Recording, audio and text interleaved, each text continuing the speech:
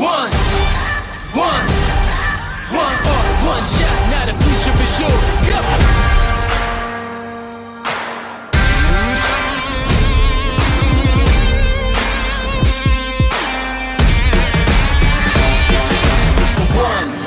One shot for the kill, the breeze come, freeze up, straight dropping the kills. I'm talking taking over pieces and shares. A bomb break sky high, check the movement is here. Yeah. It's one shot, now the future is yours. Go!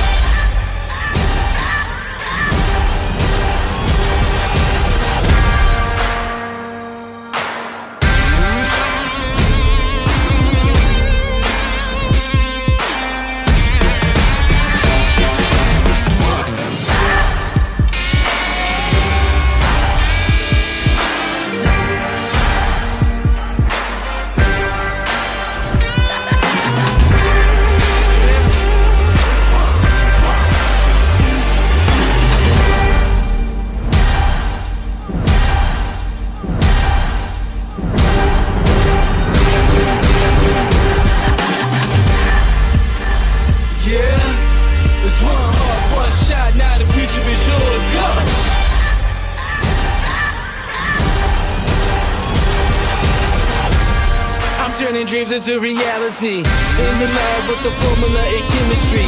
Your memories spark to motivate and make the industry shake. We put the bars in the brakes. I'm talking one chance at best, yes. Painting pictures for the culture, keep the brushes fresh. Flip the cover, work the drummer, passion never rests. Freedom is a teacher under pressure, now we blessed. See, I was so close with the goal. It's one shot, now the future is yours. Go! Yeah. It's one shot, now the future is yours. Go! What's up, everyone?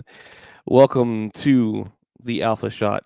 One day the name will change, but until then, that's what we're leaving it as. We're going to bring in our co-host here, Mr. Kyle Watts. What's up, man? What's up, Paul? How you doing?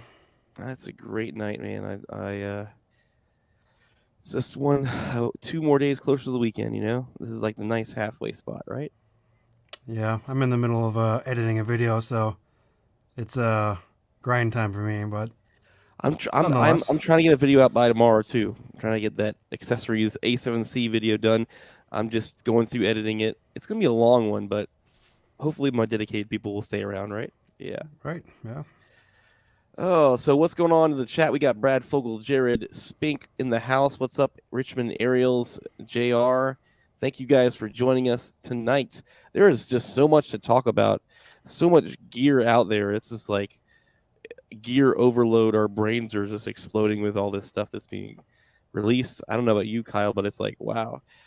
I would love to have a lot of this stuff, but I mean, you just can't have it all, right? You can't have it all. It's an expensive time as someone who wants to be a creator or someone who is a creator, and I think a lot of people don't understand is that a lot of these YouTube channels, they're not always getting the stuff for free. So a lot of times you're buying products to review them in the hopes that maybe you're recommending good products, but also like maybe you get views, maybe you get affiliate links or whatever you might have. So it's that time of year where you're going to see a lot of videos.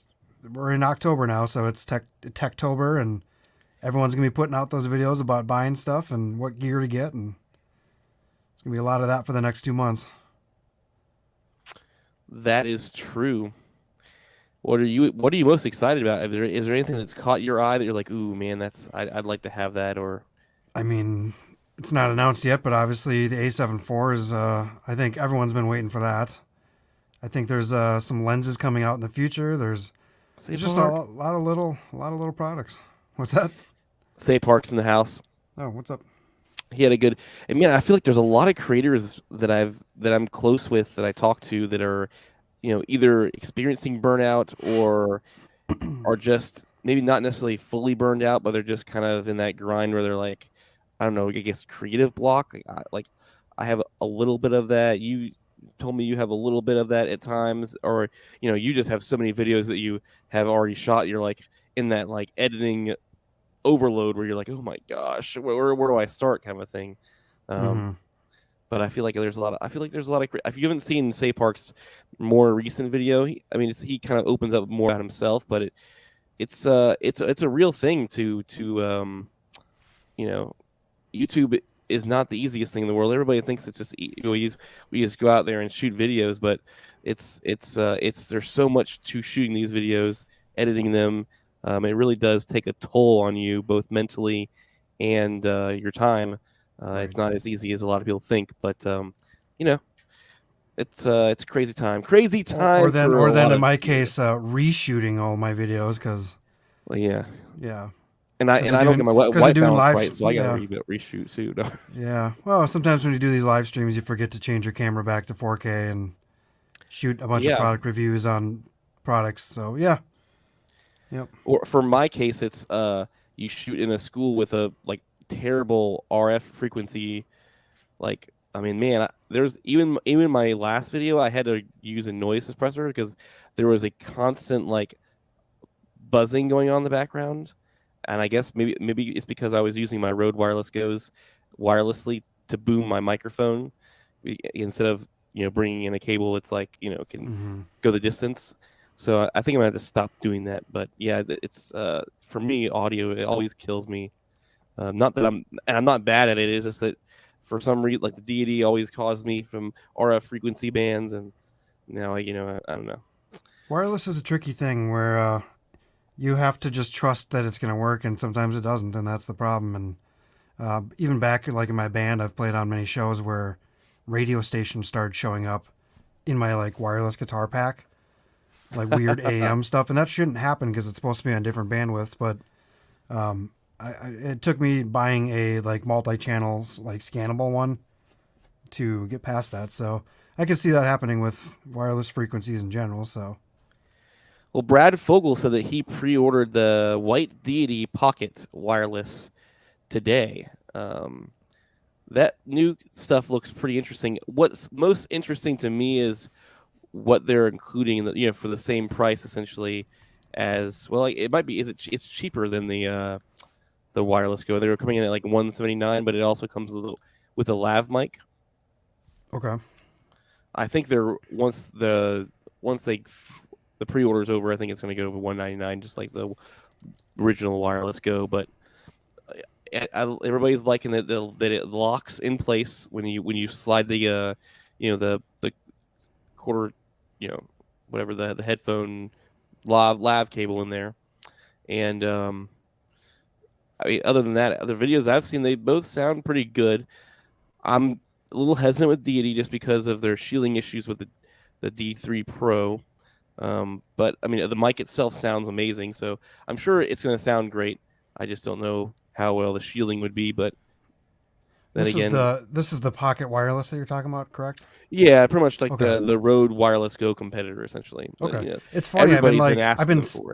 I've been watching this, the hype on this for the last 2 weeks, and I completely forgot about it today. So yeah, it did just come out today. It looks like a cool product. It looks kind of big though.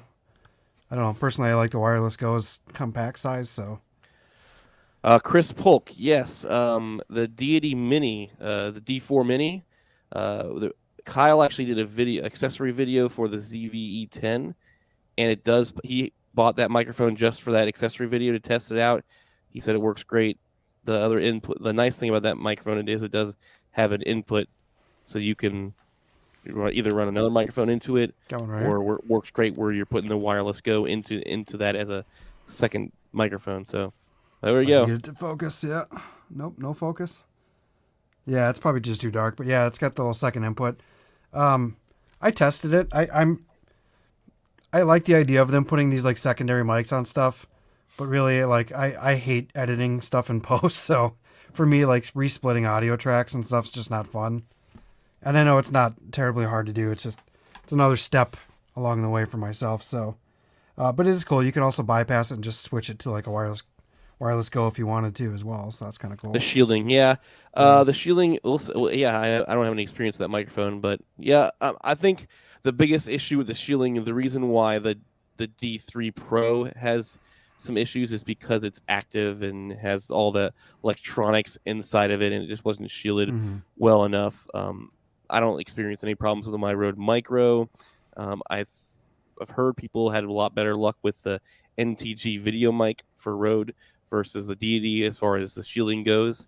But I mean, yeah, the D4 Mini is probably really good for that because it doesn't have any electronics inside of it. It's like sound wise, at least. I mean, as far if you're going to compare this to other mics like this, I think that the Rode Video Micro, I think the sound is a little better on that out of the microphone itself. But even though this thing's smaller and the windscreen's smaller, this thing does a better job at wind, for sure. And I was doing like in the video that I'm putting out, I was doing a video outdoors in like 20-mile-an-hour winds. And then also on like the boosted board, skateboard, where the wind's coming from the backside of it. And this didn't have like any wind noise whatsoever. And the Rode picked up some. So whatever they're also doing in there. Sorry. No, I would say whatever else they're doing in there, it's a pretty nice mic for that. So. Chris, you said the DSLR video shooter showed it much quieter than the Rode. Which Deity was much quieter than the Rode? What are you saying? The D4 Mini? Or was he talking about the wireless thing? Yeah. My Biker. What's up, man? Biker. Very interesting name there. Hard to the threes throw me off, man. Oh man. USB-C port, charge receiver at the same time, outputting the camera. Yeah, those are all cool things. But yeah, there's a lot of products. Then there's go ahead. That 200, that 70 to 200 lens looks, like a nice upgrade because the old 70 to 200 was kind of slow autofocus because it was one of I think it was one of their first E-mount lenses. It was in that group of the original E-mount lenses, so it was due for a refresh. And I think there's going to be a number of lenses that are due for a refresh now. Now that they got these new autofocusing motors and they can make their lenses a little bit lighter now. I think, and that stabilization in that lens was really the wow factor for me. It had like 3 different types of stabilization, and it looked like you were shooting on a tripod when you're at 200, just with that third. Which totally is any 200 plus lens is like never easy to do to keep it steady. So unless it's on a tripod, but I don't know. There's some rumors too about like the new 24 to 70, like a version 2 of it's going to probably be coming out at some point here soon. Yeah. I'm hoping probably the 85. Yep. I think they're probably going to on that 2470. I think I would hope what they're doing is going to put OSS on it. I'd like to see that on there, being that their other one doesn't have it. Otherwise, I'm guessing it's probably going to just be a more up-to-date version of that lens. Maybe they put some of the aperture ring controls on there. It'll probably be lighter. Maybe. I mean, maybe. I don't think that's a super big complaint on that camera or on that lens. It's not like the Sigma 24 to 70. That thing's a tank, but yeah, I mean, now that you've seen all these new lenses coming out from Sony this year, I can't imagine that they wouldn't go back and make new versions of all the other ones too. With that 50 it's like, what else are they gonna do right at this point, right? Well, you make all these new cameras, you got to make your lenses be compatible with these new up-to-date cameras. So that 50 millimeter 1.2 they put out, that thing is just phenomenal. I would highly imagine they would start putting out some of the other ones like the 35 and 85 and whatever it might be. So Gifted Barley, yeah, man, that 70-200 looks awesome. Looks great. I mean, I'm not much of a super zoom kind of guy. That's why I just bought the Tamron 28-200 and it does everything I need. But I don't use them like super frequently enough to be like, man, I'm gonna go out and spend like $2,000 on a 70-200. $2,800 for the new Sony camera or lens. Oh yeah, I think is what it was. Yeah. So I mean, if you're shooting like a lot of stuff outdoors, like that looks like it's going to be the lens for you. If as long as it's not, you don't need more than 200 anyways, for sure. I mean, it looks like a perfect wedding lens. If you're shooting a lot of weddings outdoors, then that's the lens to get right there. I mean, I like the 70. I have the 2470, and I feel like the reach on the 70 is awesome when you're close enough to something, but it doesn't have the zoom reach that I want out of that lens. So I mean, like I'm not going to spend as much as that lens is myself either. So something like the Tamron would be really cool. Yeah, Chris Just said because, that the new yeah. Sigma looks disappointing. The new Sigma zoom looks disappointing. They couldn't bring back the f1.8. Which one is he talking about? I didn't know the Sigma was putting out a new I one. think he's talking about they just released oh gosh their version of the Oh, the one that's up the 200. Chris, millimeter. which Sigma are you talking about? So we just clarify that.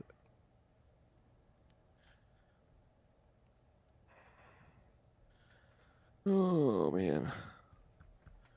But yeah, there's just so much going on. What do you guys in the chat? What are you guys most excited about? I'm curious. What do you is there someone you guys are looking to buy, or you're excited to hear about for the release this month? I mean, then we got the DJI Action 2. We got this new DJI like cinema gimbal all-in-one rig. We have the new Mavic 3, obviously. Well, there's 3 things coming out from DJI that are being teased. So I mean, it could be other things too. We don't know yet. So. Oh, he said the 2.8 zoom for APS-C last week. Okay, I must have missed that one. And then there's also a Samyang that's coming out this month. It's like a 24-70 as well, 2.8. Apparently, they sold out the pre-orders on it too. So, which is interesting. It's priced like $900, which for like a Samyang lens isn't like super cheap, you know? No, yeah. So it's right around that price range of the Tamrons, right around. I mean, a little bit cheaper than the Sigma. So it'll be interesting to see how that performs. Of course, everybody's excited about the A7 IV. Who is not excited about the A7 IV? It looks like it could be a mini A1, as far as just that nice hybrid. It's probably going to have a crop in 4K 60, which I guess is to be expected. You can't give away everything with this camera, but at least they're giving everybody 4K 60, and then they're going to have 10-bit 422, which is actually kind of surprising. Some people are amazed, or some people are saying that's a given, but I don't know. I mean, it kind of gets in the ground area of that A7 S3, but I guess the fact that they're going to be 4K 60 cropped a little bit and no 4K 120 kind of alleviates the worry of kind of getting in the way of the A7 S3. But I kind of think it's a little bit of a stab to the side of people who bought the A7S3 and FX3, but to have a camera that's $1,000 less that does everything. I mean, really, at this point, if you're looking at what it does, other than that crop in 4K 60, it's the same camera minus like 2 settings. Sure. And I think Say Park would agree with this, because I've had this conversation with him before I even bought the A7 S3, and really the only reason why I bought the A7 S3 is because I got such a great deal on it. I just couldn't. I was like, whatever. But really anybody can get away with this A7C that I'm shooting on right now. I'm using the 24 1.4 camera camp one-time camera camp lens, and the A7C. And I love this combo. I love this camera. Actually, it could do everything that I need for it, but having those just little nuances with the A7 S3, I don't use them as much as maybe I intend. I mean, I always use 4K 60 now for my B-roll, for my product B-roll when I'm shooting with the A7 S3, and the low light capabilities is nice. But other than those two things, I mean, I could get away with shooting everything on the A7C. If I wanted to, I could just shoot 1080p 120. It's not as it's a little flat, but it gets the job done. But like you and I were talking about this, the 6K downsample to 4K sensors on both like the A6400 and the A7C, I mean, looks really sharp, looks really good, Right. looks nice and crispy. Even when you're putting them side by side with the A7 S3, I haven't yet done a video on that. I really want to do a video side by side with my A7C and my A7 S3 just to compare what the image quality, just straight out of the camera, no color grading, standard picture profiles. What do you get with those two cameras? I think people would be kind of, I don't know, amazed, or just as like, ooh, that's actually pretty good. overall. So I still say the A7C is a fantastic workhorse for YouTube creation. So. But I mean, that A7 IV is going to be pretty cool. It's going to be, like Park said, it's going to be good B cam that doesn't cost $3,500. I don't know. Like, it's still, I don't know why. We'll see. We don't know if it's 422 yet. It's not announced, but even if it's like a 10-bit 420, I think that'd be good too. You're going to get 10-bit color, and that's what more people care about anyway. So I think it'd be a good B cam no matter what it is. It's a little bit. Well, and we'll see what the price is. We're just assuming it's $2,400 camera. So, I mean, if it's, I don't know. I mean, we got a lot of people who are excited about the A7 IV in here. I mean, look, he's jumping on it. You know, we know that Say Park is going to jump on it, even though he's going through some maybe the A7 IV will give you just that push. Say it'll be like, ooh, I got to go out and create out of it. I mean, maybe he already has experience using it too. We don't know that. Well, he probably does. You know, he just can't say anything. It's that camera camp. You know, the camera camp crew. They get all the specials. You know, it's nothing to do with NDAs. No, nothing. What's the new gimbal? There's not a new gimbal, so to speak, but the new rumor from DJI is it's like a cinema camera built into a gimbal. So it's kind of like an all-in-one. They're calling it like a cinema camera pro rig or something like that. So we'll just have to see what that's all about. I believe that's the first thing it's going to release. And then the second thing they're going to release is the Action 2.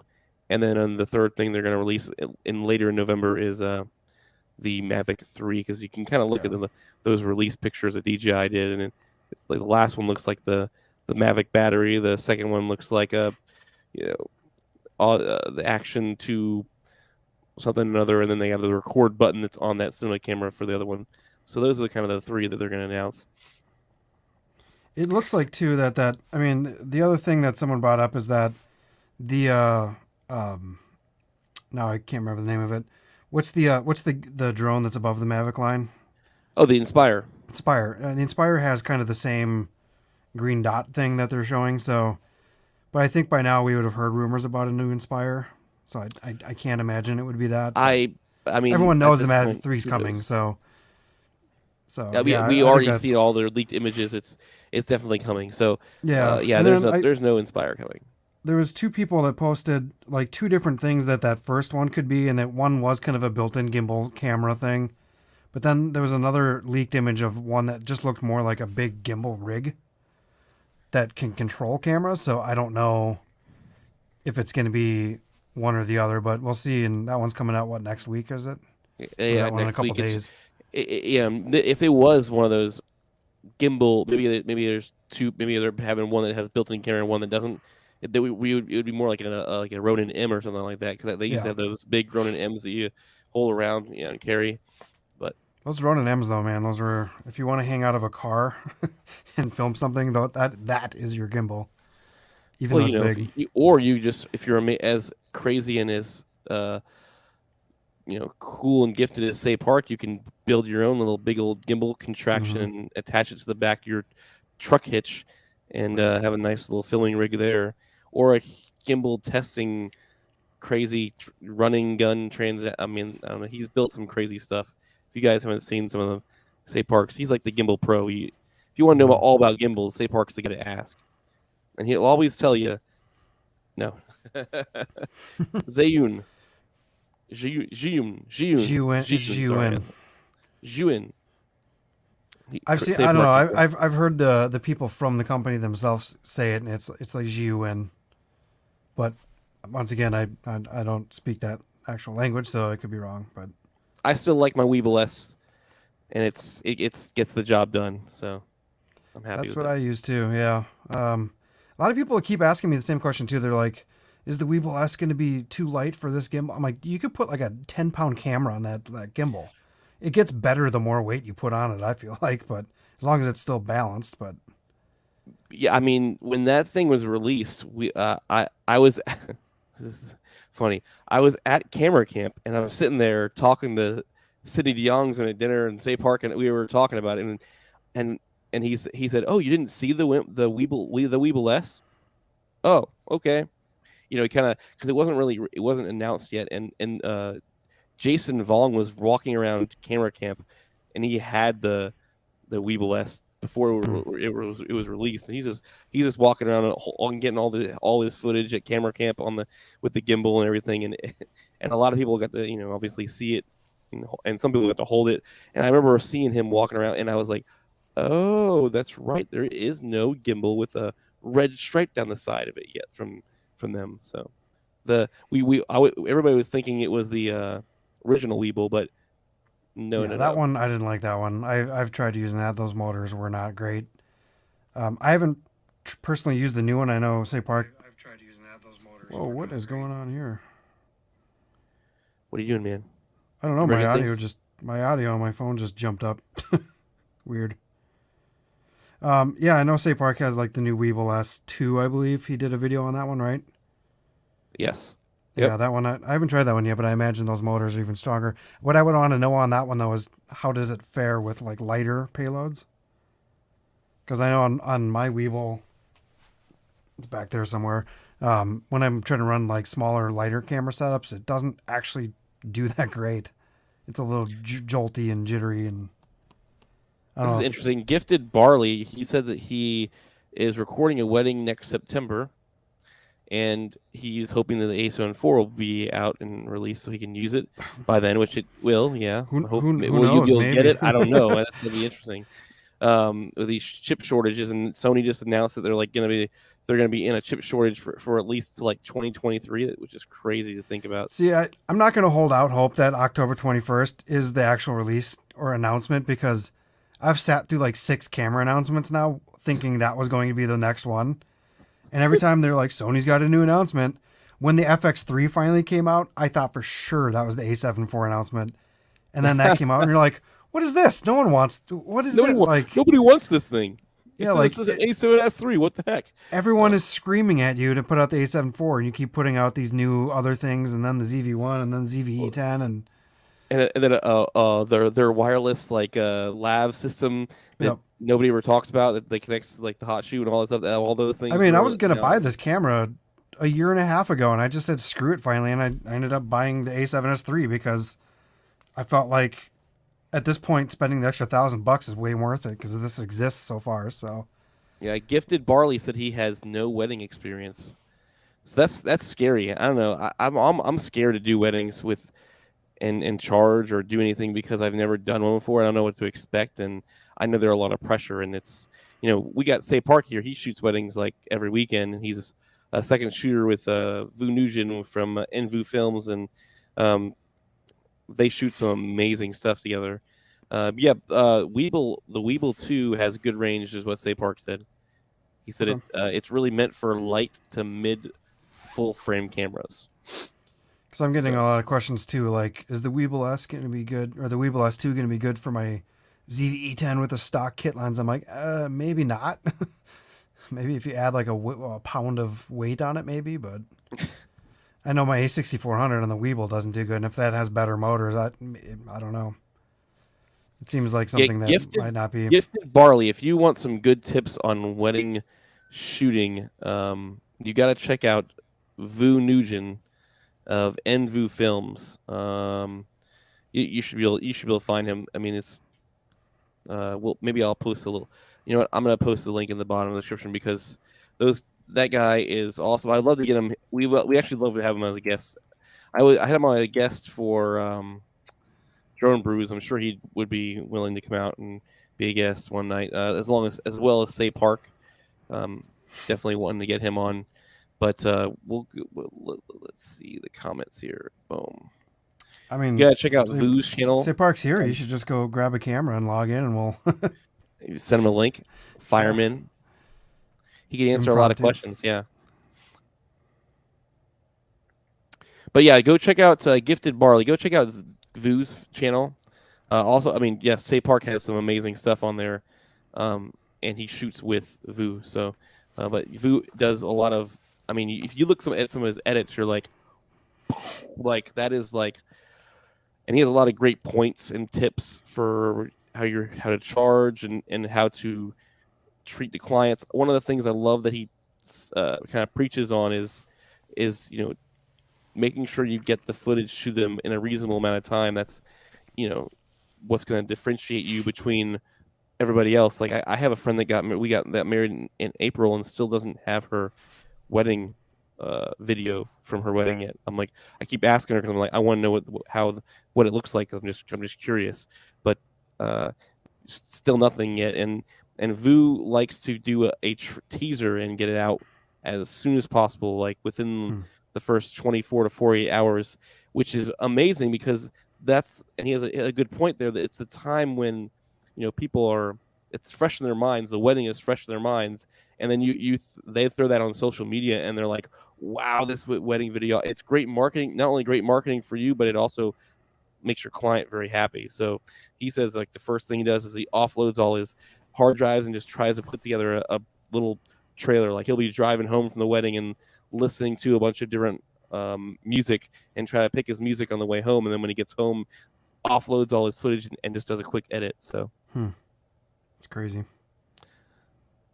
Putting the kids to bed. Yes, you'll come on one day.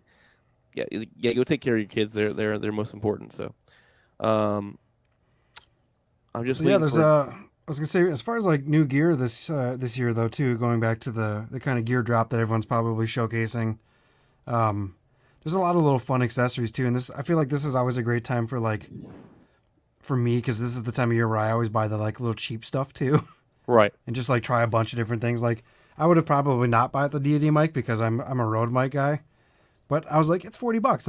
I'm gonna try it out and see what it's like. And yeah, I mean, why not? If it's cheap, and if it could help somebody else too, it's nice. Yeah. And then, I got. So if I think it's a piece of crap, I'm gonna let people know it's a piece of crap and save your money and buy something else. But that's what I kind of like about this time of month. And I know people are trying to feed their affiliate links and stuff, but also it's like they are really showcasing stuff that they like, because a lot of times you're showing the stuff that you already own, or like you just got sent to you that maybe you believe in. So, but yeah, this is like that time of year where I love October, because it's all the big companies are putting out all the fun stuff. I don't know why they wait for October all the time, if it's just this time of year where people want to spend money or something. Christmas time and everybody's willing to spend money. I don't know.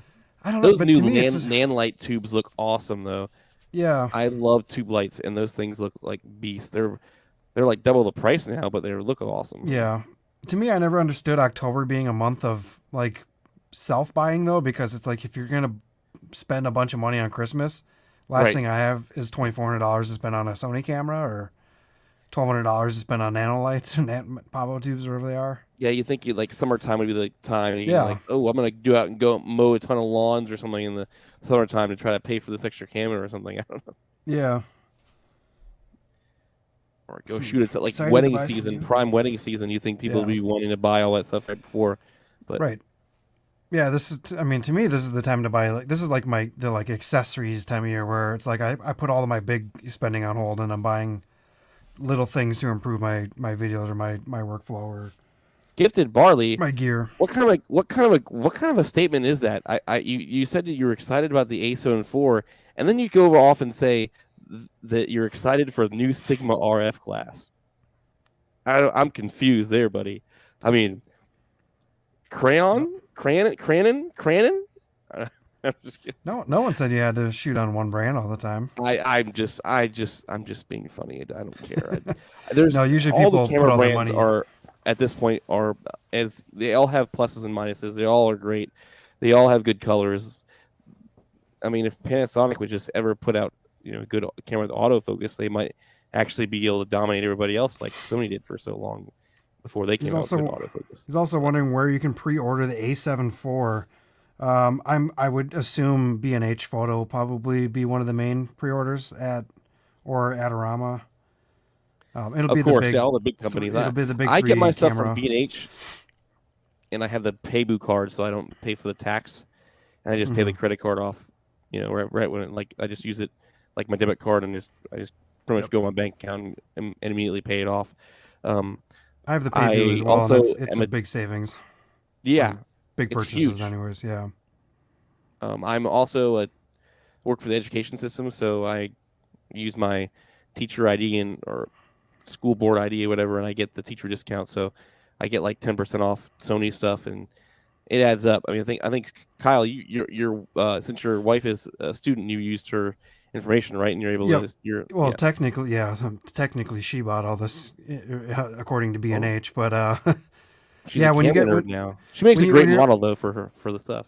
yeah, when you have a student EDU login, whether you're a student or a teacher, you get 10% off on a lot of stuff at B&H Photo.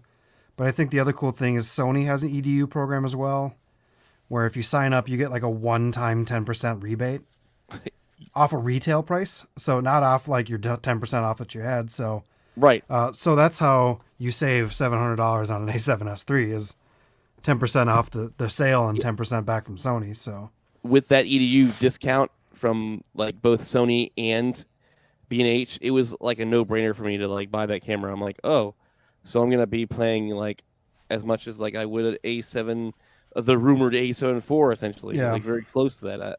Yeah, So if sure, you I'll know- take that camera. So if you're not in school and you know someone who is, like, tell them to hook you up and get that login hey, for you. So You're never gonna be into cameras, right? Well, can I use your student information so I Yeah. can get a? exactly. Yeah, No, but this is it's crazy. Did you get anything new recently, Paul, for accessories that are fun that you went out and spent? I mean, I know you're doing an accessory video. Did you pick up some new stuff too, or? I didn't really pick up anything new. I just picked up a lot of new stuff this year. So like I didn't actually throw any lighting in the videos, but I love these like We Light tube lights. I don't have any on me, but they're like $70 and they're RGB. Right now their quality control is a little hit or miss because I've gotten I bought 2 sets, and each one of them I had to send them back to Amazon and get another one before to get one that actually worked, because when you pull it out of the box it turned on, but then after like a day it just wouldn't turn on, wouldn't register. It's almost like the battery or something got unplugged from it internally, but I didn't do anything to it, so I don't know. I just sent it back to Amazon. They sent me another one. Other than that, the light's been amazing, and once I did that the second one I got was fine. So I don't know. There's that light. I really like the as the more and more I use it, I really like that Freewell variable ND magnetic filter that you and I got both. I mean, what did you think about it? I mean, I like it. I was talking to Say Park the other day, and he actually got some stuff from them. He got like the new case that they actually sold the units with. Because like the cases that we got were these those like big old things. big I like the new ones brick that things. slide up. Yeah. Yeah, and I mean I like the idea of this case, but like they all stick together in there, and it's weird, and you get fingerprints on everything when you try to take them out. But he said that he got the new one. They sent him a new one, like the case, and they said they sent him the new mist that's not as heavy. Mist. Yeah, I think he said, unless you said that, but yeah, and it was like I was kind of let down by that. I actually contacted back to Freewell and was like, "Hey, can I get that case?" And they said, "Sorry, it's not available yet for like purchase." And I was like, "Well, I don't want to buy it. I just want you to send me one." It's like, hey, can you just keep the affiliate links of the one that I sold off of my links and just just send me a case. Yeah, that's all I wanted. I mean, yeah, that's a sweet filter. I think that's going to be something that I think now that it's like hitting Amazon, now it's past its GoFundMe thing or Kickstarter or whatever it was.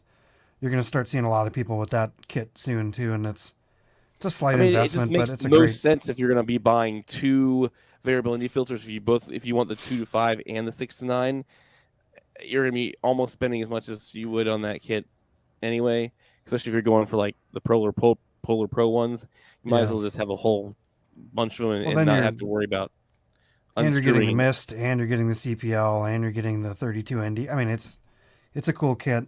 When I first got it, I was kind of like, this is kind of gimmicky. I feel like I'm going to fingerprint everything, and I end up actually using it as much, if not more, than my McKinnon one. So it's kind of cool. I'm kind of curious to see if the Polar Pro is going to come out with something new at some point too. It's been a year now since those came out, so they're due for edition 3 at some point. So yeah, man, I have that I tried to use it the last week, and it was just even in this room right here, like that the Mist is just way too heavy. It's like it's just way too blurry. I don't know what they were doing, but with that, but oh well. And I don't think you're gonna be able to buy like just those little inserts like you know, they'll be like, oh well, if you want to buy it, you got to buy like the whole $500, $400 kit. Again, I'm like, nah, I'm not gonna do that just for the mist. But Oh yeah, he says the new version has less flare and a better case. So say Park, you got one with the prototype ones, like like we did. I'm guessing, right? yeah, Like pre-release. Okay. So I guess we just have to be cool like him and to get that case from them. You should say you should contact Freewell and say you never got it and get another one. Or get oh, a you couple. guys forgot to give me the mist in there. I didn't know there was a mist included. Yeah. No. Yeah. You just had to do. You just shoot films with somebody that shoots idiotic videos. That's all. Yeah. Idiotic videos. That's the key. You have to shoot idiotic videos to get the cool upgrades. Or maybe you just have to be Asian. We're not. That's what it is. No. We're not Asian. We're not cool enough. You know. Oh, no, just kidding. So yeah, some of the cool stuff that I've picked up recently, I kind of went on a spending splurge just because I wanted to improve some of my stuff. Plus, I was giving myself a chance to make new videos on some products. But I just picked up that new Amran 100 light. What is it, 100D? Yeah. I'm loving it. That's actually the key light I'm using right now. Background there, the box. That's my old one. That's the no, Godox. The box for your Amaran is like right behind you. I can see it. Oh yeah, good call. And I use the aperture light dome too, which is nice. I think this is a pretty decent little key light for being 3 feet away, and it's only this big. So I thought for sure it was going to be a hair light only kind of thing, but it's pretty cool. And I picked up that I got those Rode Wireless Go sent. I got one of these fun things. The interview I haven't kit. used this yet. This is I don't know about you. The only person I've really seen use this so far is Chris Brockhurst. So yeah. I just want to put some Chris Brockhurst love on the outside of this somewhere. I don't know what. Zach Mayfield did a video and totally made fun of. At the end of it, he's like, if you want to correct me on anything in this video, please email me at Chris dot curse or something he misspelled his name on purpose. It was hilarious. What's the name of those lights again? So he has the Amaran 100D. They're it's $200. He's got the box. Yeah, you gotta find it, because if some places these things are being sold for $2.99, sometimes they're $1.99. This came out 6 months ago maybe. But when it came out, they didn't really put out many of them because they were behind on supply, I think. This goes off of a phone app, like the Citus Link, whatever it is.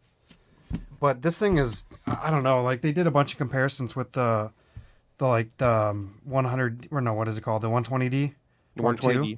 And this thing is very comparable to that, as far as the quality and the brightness. And I remember when I talked to Dunn about it, he said he was kind of pissed because he just paid for a new Mark II, and then he got that, and he's like, it's not much different of a light, so at a third the price.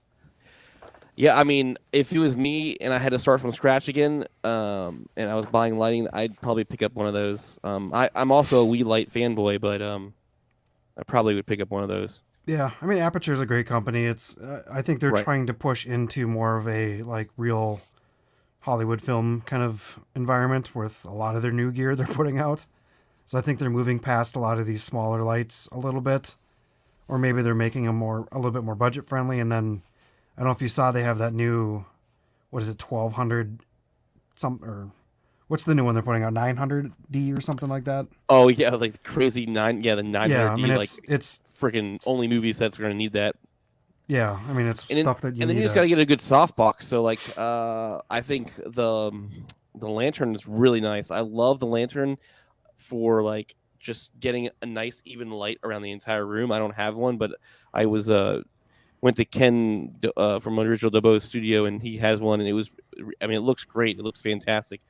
But you also use, Kyle, you use the nice photo soft boxes just like I do. Yep, that's I believe I have I have a 24 and a 36, I think.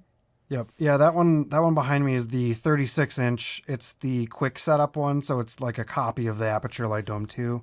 Right. and you just kind of pop them in place, and you can take. Honestly, this one never leaves the studio, so I don't really care so much about it. I've brought it out to a couple of music shoots, but that's kind of the extent of most of the time sitting in here. But it's half or third the price of those aperture ones, so it's nice for beginners for sure. So, What would you like to see in the future? I would like to see a Sony ZV-2. I think that would be, if Sony came out with a ZV-2, that would be super tempting to have, like, you know, I would like to see them maybe like make it wider, make the lens wider, like the old RX 5A, I believe it was. Say Park had it at Sony B Alpha event in Orlando. But like the wider side, like we don't need as much. We don't care necessarily much as the super zoom as much as like we would like a wide to mid zoom lens in that ZV-2 for YouTuber vlogging and B cam essentially. they need to make a follow up with the ZV-1 with a 16 mil lens, not a 24. Even if it's a 16 to 50, that would be miles better than the 24 to 70 on that camera. Because that 24 is not equivalent. I mean, it says equivalent, but it's not the same as a 24 millimeter equivalent. It's just, it's way tighter. And plus, if you're using that camera, like I never take mine out of active stabilization ever. Because it's like, it's such a small camera that your footage is going to look like this all the time. Right. So it's like that camera works, that active stabilization works pretty well, but they need to make, if they make a new version of that camera, they need to make it in a wider lens for sure. And I know that's supposed to be the ZV-E10's like replacement as far as like, well, now you can put whatever lens you want on it. But even if you get the dang 10 millimeter lens, the thing with active stabilization still looks like a 16 or 18 millimeter lens. Right. So it's just kind of, What are you most excited about? Stuff that I would hope to come out, or yes. What would you be most excited about to see in the future? I would like to see Sony come out with a new. I think they're kind of definitely gearing towards this vlogger market lately, which is kind of nice. Which is funny because like a couple of years ago they made fun of the vlogging market, saying no one wants that, but then they just get hounded by like, we want flip screen, we want wide lens. I would say the ZV-2 or whatever they would call it, ZV-1 Mark II, would be really sweet to see, just because people undervalue that camera a lot, and I know a lot of people still have that camera as well as these A7S3s and stuff. But like, I kind of go ZV-1 a whole bunch of, and then like, how do I explain this?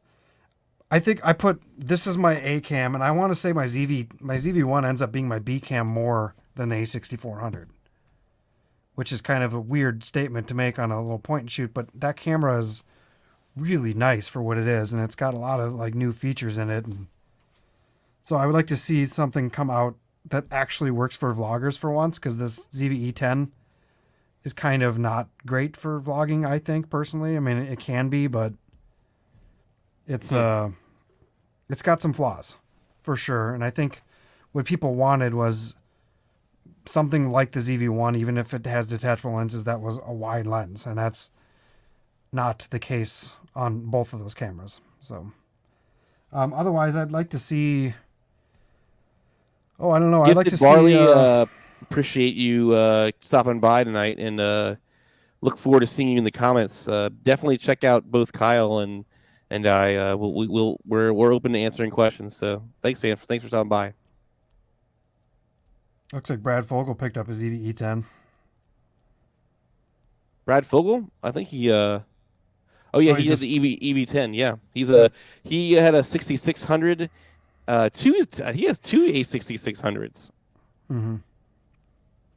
One of them used to be mine. The ZV-E10, like, I don't know, like it's a weird camera for me because I'm not a beginner with the cameras, so I think if it's your first camera, you're gonna be like, oh, this thing's awesome. Look at this sweet camera I got. You're not gonna think anything of it.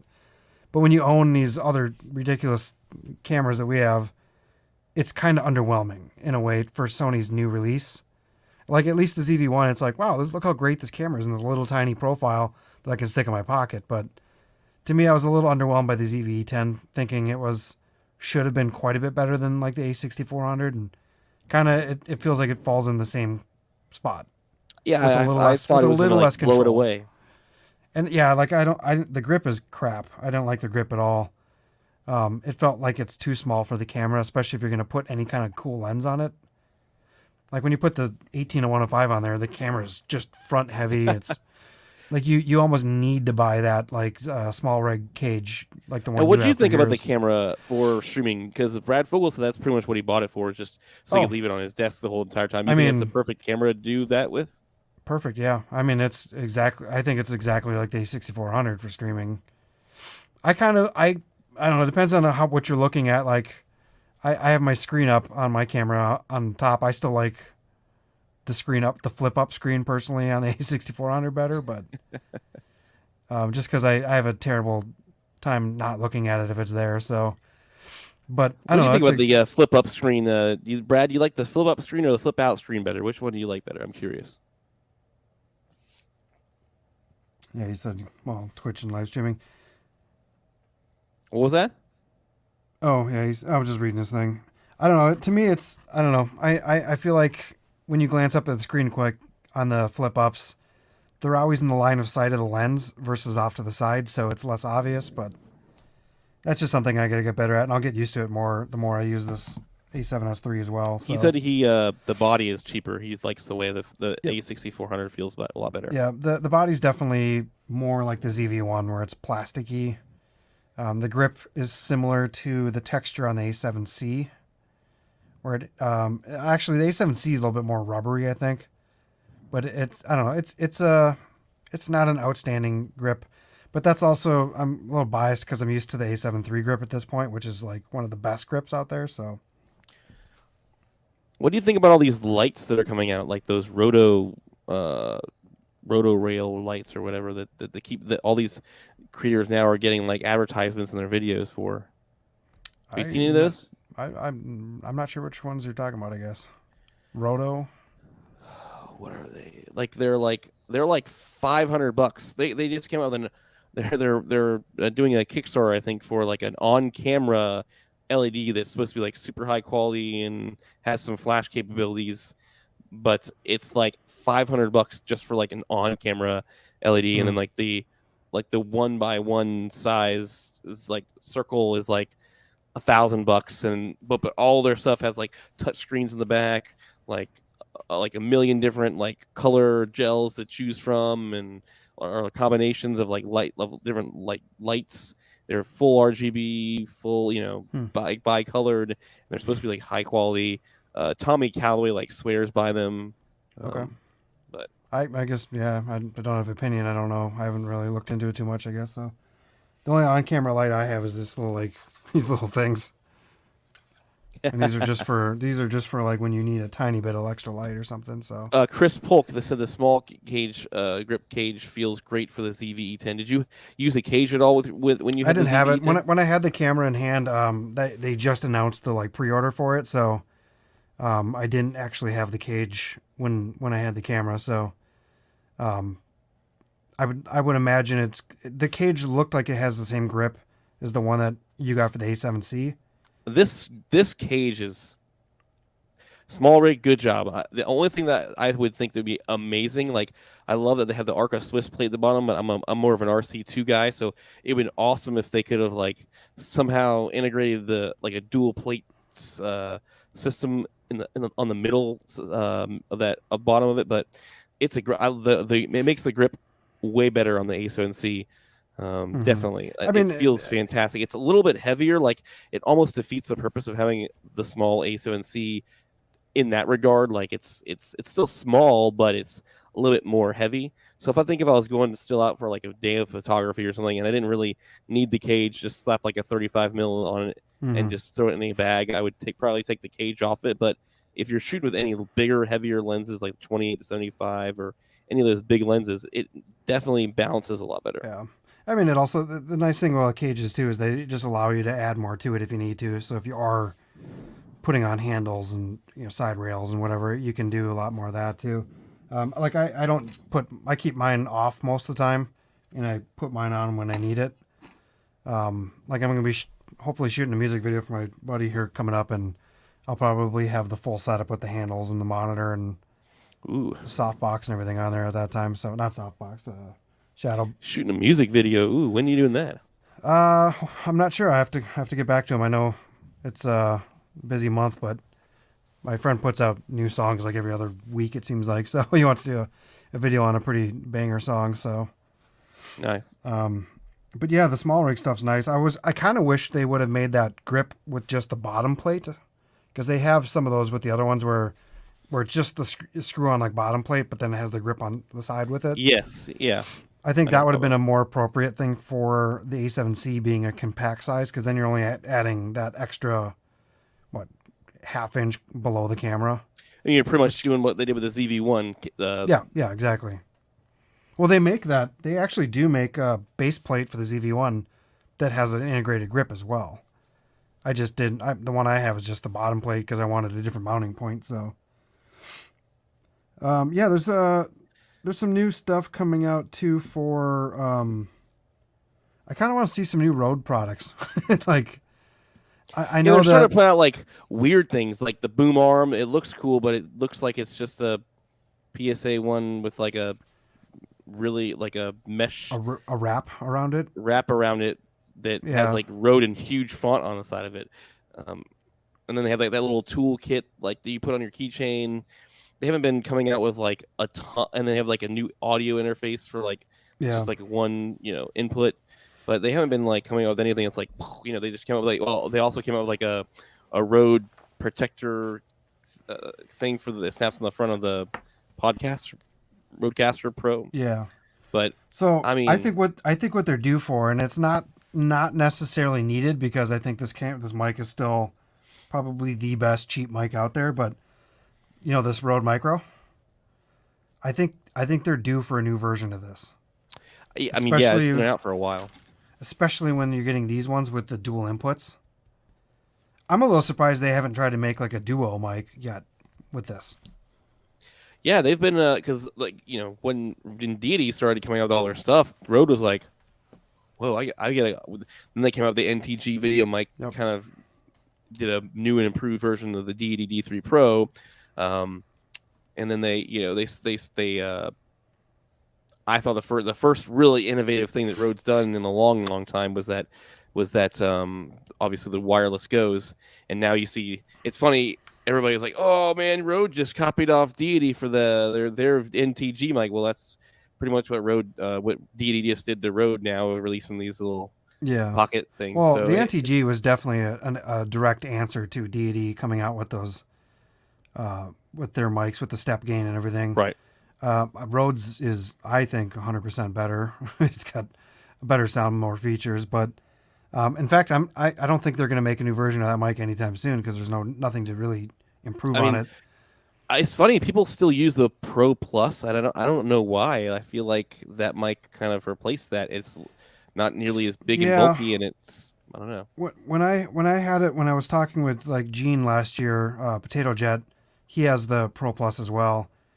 I think a lot of it's just they've had it, they know it works, they know what it sounds like, they don't want to screw around with it. Versus this one, he said that when he was testing it, he didn't like that if you bump the volume knob, all of a sudden it's not right, and like it's easy to hit certain buttons on the thing.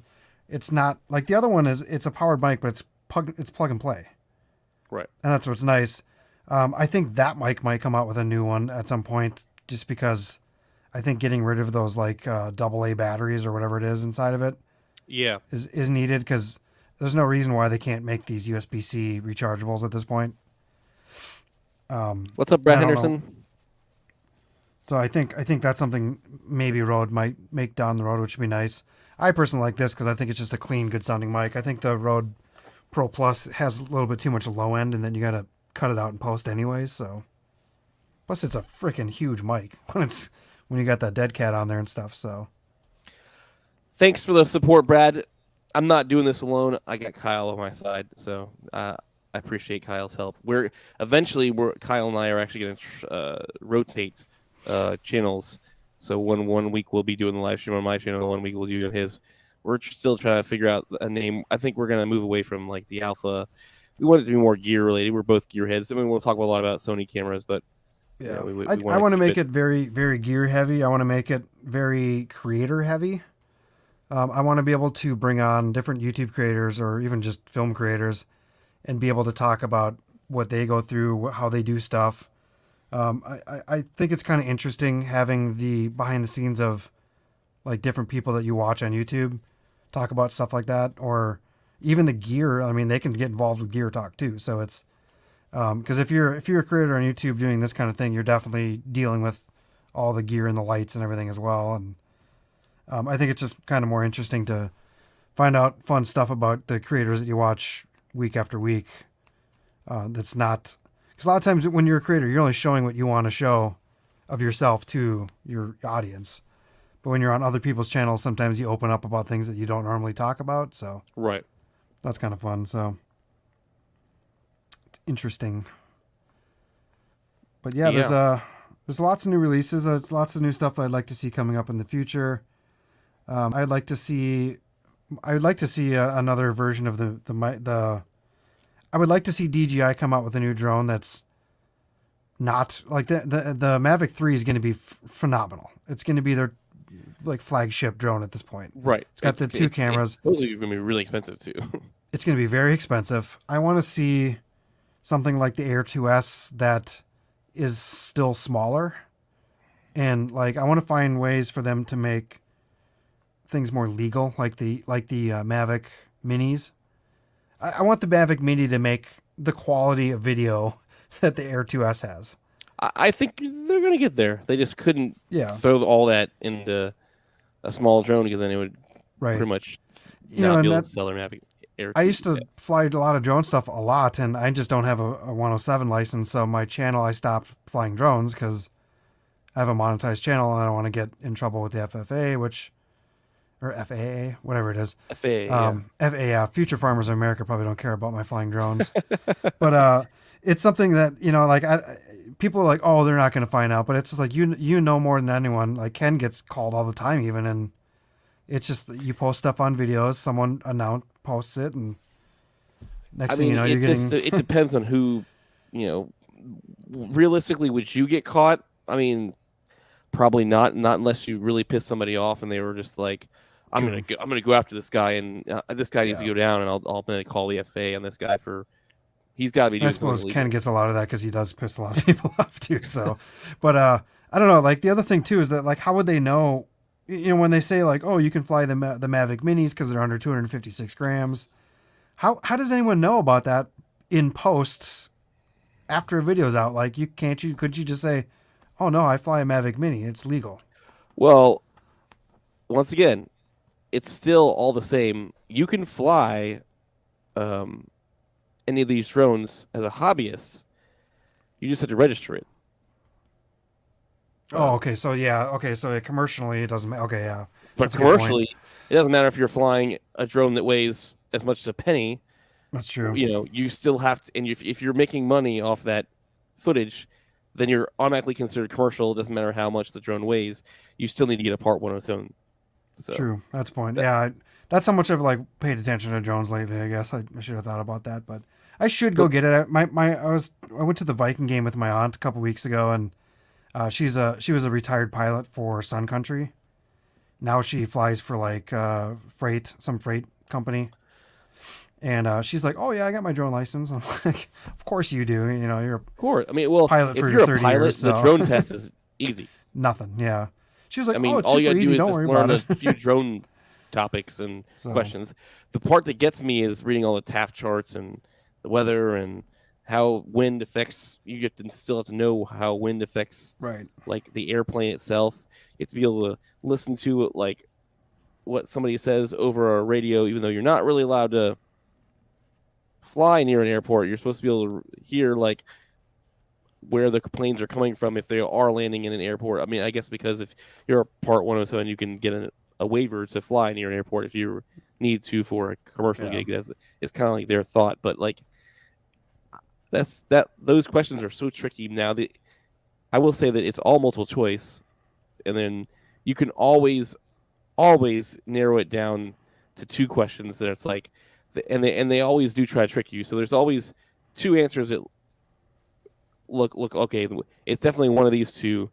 But then there's also there's two questions that are answers that you're like, yeah, it's not any of those two. It's just, but you're literally doing a 50-50 guess if you don't know the right answer. So, Okay. and you have to get Well, anyways, a 70 that. I was gonna say, anyways, before, just so we don't turn into a drone channel here. That's what I would like to see though, is like the Mavic Mini with like a awesome camera. I'm more excited about a new version of that drone than like the Mavic 3 at this point. So, yeah, just for expense wise, the Mavic 3 is gonna be cool, but I'm not gonna pay for it. So, yeah, I won't pay for it, but and then like I would hope that Sony would come out with like a 14 millimeter lens or like a 12 or something like a wide lens. I want them to put a prime. And I know that what was the one they just came out with? Was it the 14? They just came out with the 14 millimeter. Okay, not that one then. That one's so I want them to come out with like a 16 or 12. Okay, so you want like a 16 prime with like the 20 or the 24, where it's not the big rounded bubble lens. You want like a 16, 1.8, but really it's the 1.8 would probably be the higher end, so you want like a 16 f2. I don't know what they would do. I would like to see them put out a wider lens other than the 20 that's in that kind of realm of the G or G Master lens. And that 14 looked cool on a lot of videos, but you couldn't put ND filters on them. You'd have to use like matte boxes. No one's going to do that. So, but that's something that I would love to see Sony do at some point. I want to see more companies come out with CF Express cards. I really want to switch over to those CF Express, but they're just too darn expensive. They're still even the pro grade ones are still pricey. For me, I mean, I get that with the EDU discount, it's almost I would still get the Sony Tough ones because they're so close in price. I would just buy the Sony ones. Mm-hmm. So I really want I want somebody to come up with like a way more affordable, and then it would push Sony to lower the pricing. It's when you have the competition, you just need some more budget options down there. And I think once those things become more generic, they'll move on to the next thing, and then it'll be more affordable anyway. So, right. I mean, and maybe they'll make an M version of the CF Express. I don't really know what that would look like, but I mean, they have the M version of their tough cards, and that's what I use currently in my A7 S3 because they're still tough. They still unbreakable, but they're not as fast as the Gs, but they're fast. They're V60s. So anyway. Brad was talking about bringing up a November holiday gear list with different price points like 50, 100, 250, 500, thousands, etc. I think you're going to see a lot of those.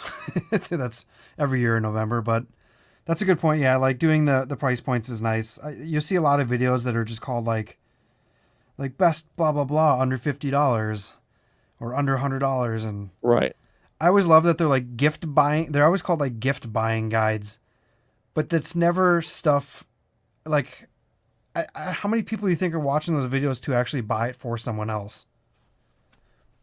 I've always thought that's a little funny where it's like you're watching those and you're buying them for yourself. You're not buying them for other people. So thanks for stopping by, Maddie's, man. It was great. Yeah, I know you don't like camera talk, but you missed the drones talk. I went through a whole educational thing on the part 107 for Kyle, but I cut you off though. He cut me off because we're not a drone channel here. we're just we're a bunch of gearheads talking about gear. Yeah. So coming up here, we're gonna eventually rename this live stream to something not obviously we talked about that. Right. We got a whole bunch of people lined up, not attentively lined up, but like they gave us the thumbs up or saying they'll be on. So we're gonna bring a lot of cool creators on this channel and talk about just being in YouTube and gear and everything else. And absolutely, I think it's really fun. It's a fun environment to be able to go onto a live stream as like a viewer and ask those people questions that you normally like let's say you get some big YouTuber on here. Normally you can't get a hold of half these people, talk to them. They get so buried in emails and Twitter, everything, that a lot of times you won't get people to respond to you because it gets kind of buried in the mix with stuff. And it's nice on live streams when you see them on there. You can actually pop in, ask questions, and they get answered, which is kind of cool. So, and then they're also being directly answered to you, which is kind of fun. So I miss They a were lot all of the open big. for content suggestions, sure, from Brad. We another thing we talked about too is doing like maybe like a live edit your photos kind of thing. Like kind of, I know that Dunna did something similar on his channel for a little bit. We thought that was really cool, and I don't know if anybody would be interested in possibly doing that, either us editing our own photos live or also even like having you guys like send in photos and us just edit them live. And Kyle has his own style, I have my own style. It'd be kind of cool too to do maybe both editing at the same time or something, and see who's is the fan favorite for the crowd. I don't know. Editing is weird. Like I know that when we did that video of yours when we were taking like photos between both A7S3s with different lenses, I didn't take any of the photos home because I put your SD card in my card or my camera. So like when I saw your edit of my photo, I was kind of like, well, that's cool. You're like, oh, that's different than I was thinking. Yeah, right. Well, no, not even that. It's just like the only time I remember seeing that picture is when it was raw, and even then you're just like, oh, the composition looks good. It's a good photo, and then I see the edit and you're just like, oh man, like, can I share this? Or like I was sharing it like, look how awesome this photo is I took that I didn't edit but someone else did. And then like Hey, Jake we Sloan tag posted teamed something, it, right? Yeah. Jake posted something that was something in the middle of up there in Alaska, just some phenomenal thing with mountains. Yeah. And I was like, that looks so similar composition wise to this photo we took at Disney Springs, which is just a joke compared to like Alaska. Right. But he saw it and he's like, yeah, I like the reflection of the water. It's the like the photo itself kind of looked the same, even though one is a fake river with probably fake trees and like the other one is the middle of Alaska. So it's kind of fun. But yeah, it's fun seeing your style editing is quite a bit different than mine. It's way more vivid and more I'm saturated and yeah. And I don't know, I've been watching Dunna's editing lately, and I've been loving his new style of editing, because he used to do really kind of like darker stuff and contrasty images editing, and now he's kind of moving to more towards kind of what I do ish, but on a whole new level, like making it more vivid, and like the layers of the mountains are like super sharp, and I don't know, I think it looks really cool. His looks very, very HDR style to me. And that's something that I feel like went away for a while just because all these cameras' dynamic ranges are crazy. And quite honestly, you can underexpose a photo in Lightroom and just bring it to like perfection. Right. So like just by raising like you can make 3 moves on a Lightroom and make photos look perfect or awesome. And that's not even using like presets. I'm just, What's up, Fly Zone? what's going on? Oh, we got a question from Chris here too. Do we see the Tilta Mirage matte box? Remote V&D looks pretty sweet. Remote V&D sounds kind of interesting. I imagine is that like an internal, like a round V&D that's you can control in the matte box, so you don't have to reach in and. I have not seen that, Chris. That sounds interesting. I haven't seen the Tilta stuff's kind of becoming pretty cool. I haven't really paid attention to a lot of stuff. I've been looking at a lot of the small rig stuff. Like I just picked up that matte box mini from Small Rig. Yeah. I personally like that a lot just because it fits the camera well that we have. Versus like some of those ones are just these huge matte boxes that are not proportionate for the cameras that we're using. So, but no, I'm gonna have to look at that up. Remote V&D sounds fun. But yeah, it does sound expensive. I imagine it would be kind of fun if you like rigged up like a follow focus to like cut a hole through the side of the matte box and put a follow focus through it, so you can like turn the V&D from the outside. That'd be kind of interesting, actually. That would be interesting. I'd have to get a new V&D because these ones are all haptic feedback ones. Right. Which I kind of prefer the old one. The old. Do you do this? Do you do this, by the way, Paul? Like leave your camera on all the time on this A7S3? It gets hit all the time, and I'll pull the camera up and I'll be like, the battery's dead. What? Yeah. I just touched the camera. I was like, why is my camera warm? I don't know. Maybe it's because the off switch. I know when I first got this thing, I kept turning it off by turning the shutter on the front, because that's like position wise where all the other cameras feel like the switch is. But yeah, I have a terrible habit about killing batteries on the A7S III by leaving them turned on. I know. So that's what basically the tilted VND map box is. Okay, so it's got like a follow focus that's controlling a VND. I'm gonna go look that up after we're done with this. That sounds fun. Probably not gonna buy it, but if it's expensive. So, but yeah, I think we're probably hitting a end of the road here on this video. Oh, one fun thing I bought the other day that I have to share. This cool thing for the wireless Go. This. Yes, do it. So this is the Wireless Go 3 like battery charger. So you can take the like Wireless Go's. I haven't even put this in here yet, so bear with me. And does that work with the old wireless Go's too? Yes. So inside the box, there's like the transmitter and then the receivers. Which one is this? I'm still getting used to the look of these things. So what's cool is like I just plugged one in and it just started charging, because this is like a power bank. It's not just like a plug and play charger. It's like a, what is this, 3,400 milliamp power bank. So you can just literally like plug in all your wireless Go's right to that and they just start charging. So it's cool. This was only like 40, 50 bucks, something like that. So not bad at all. I think this is going to be a pretty hot seller for the Wireless Go setups. Looks like maybe you can't have the windscreen on though. But yeah, this is my newest little purchase that I decided to spend on. See, honestly, when I make make any money on these affiliate links, I just buy crap like this. So I sell all the stuff. Right back. You get some funding, and then all of a sudden you just put all the money back into buying accessories to show off which things that you think are going to be good for videos.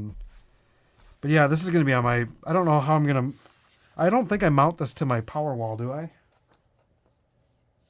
I might have to figure out a method to like mount this to that wall somehow. All right, guys. Well, I think we're definitely going to call it night. That's it's been about an hour 15. Thank you guys so much for joining us. Next week we will probably be streaming again. We'll see when we figure out the exact naming of the stream. Hopefully, maybe Kyle and I will figure that out soon. But hey, thanks for joining me again, Kyle. And next week there'll be more releases and there'll be more gear news to talk about, I'm sure. We'll be a day away from the supposed A7 IV release, which I would imagine at that point there's got to be a leak before it. Oh yeah, I'm sure the Sony Alpha rumors will have another 99.99999% true statement that's going to happen tomorrow. and then maybe Say Park at that point can finally have a deep breath of like, let us know what his finally I can talk about the A7 IV, because I don't know if it's out there. I would imagine people like him might have it. Don't have to say anything, but I don't know. We already know Dunna has it. Yeah, we already know. He's got it. Like Bjornsson has it. How many photos have you been seeing recently by these creators? Like not video, but photos. Right. It's got to be in the hands of people at this point. All these photos are like, hey, look at all these great photos. I'm not going to tell you what camera I'm shooting with. Wink. Yeah, and I've been like trying to all in their videos. I've been trying to pixel peep like when he's editing his video in his little like program, if it shows like the camera it was shot on somewhere in the corner. You're trying to like. So I mean, it's got to be out. Oh, Say Park says he's not alpha status yet. Okay, we'll see. Not yet. He should be. He should be. Come on, Sony. Those VFX things are freaking phenomenal. I don't just phenomenal. All right, guys. Are you shooting commercials with Say Park yet for like Weeble? Because he's got kids. Okay, he doesn't have time to shoot commercials right now. Well, but didn't they share his Zune, though? Didn't they like share his video on that product when it came out though? I think he does. I think he does work for Zune to make some commercials for them, to help them. Yes, that's cool. But they actually pay. They actually pay him like a regular creator, him and a handful of other guys. But that's cool. Well, we'll have to get him on the show soon. We will. Say Park, I have your number. I have your email.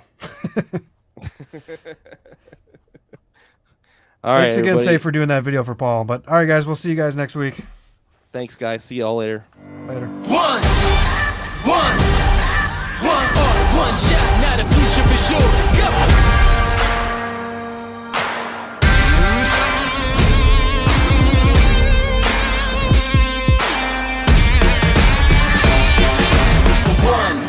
One shot for the kill, the breeze come, freeze up, straight dropping the chill. I'm talking, taking over pieces and shares. A bomb break sky high, check the movement is here. Yeah, it's one heart, one shot, now the future is yours. Go!